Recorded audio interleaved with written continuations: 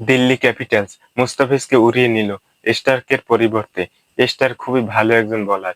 এই বোলারের পরিবর্তে মুস্তাফিজকে নিয়েছিল দিল্লি ক্যাপিটালস এবং সেই ভরসার প্রতিদান ঠিকভাবেই মুস্তাফিজুর রহমান দিয়েছে।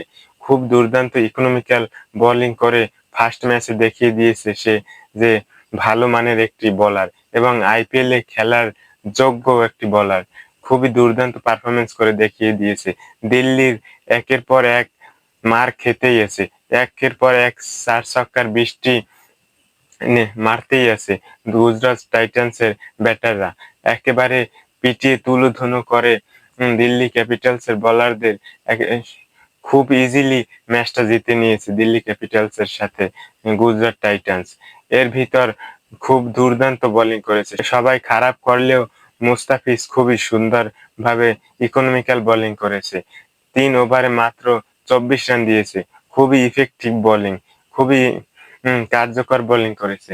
কিন্তু বাকি বোলাররা একেবারে বাজে বল করার কারণে তারা ১ ওভার থাকতেই ম্যাচ জিতে নিয়েছে। একেবারে খুব ইজিলি ম্যাচটা জিতে নিয়েছে গুজরাট টাইটান্সের সুদর্শন এবং শুভমান গিল। তাদের ব্যাটিংয়ে একেবারেই দিশেহারা দিল্লির ক্যাপিটালসের বোলাররা। আমার মনে হয় খুবই দুর্দান্ত করেছে এবং সামনের ম্যাচগুলো তো আশা করি খুবই ভালো করবে মুস্তাফিজুর রহমান এবং যদি দুই একটা উইকেট থাকতো তাহলে আরেকটু অনেক সুন্দর হতো। স্পেলটা অনেক আরেকটু সুন্দর দেখাতো। আমার মনে হয় তারপরেও সবার থেকে অবশ্যই সুন্দর হয়েছে মুস্তাফিজের বোলিং। খুবই দুর্দান্ত ইকোনমিক্যাল বোলিং করেছে সব বোলারের চেয়ে। দিল্লি ক্যাপিটালসের সব বোলারের চেয়ে খুবই দুর্দান্ত বোলিং করেছে, ইকোনমিক্যাল বোলিং।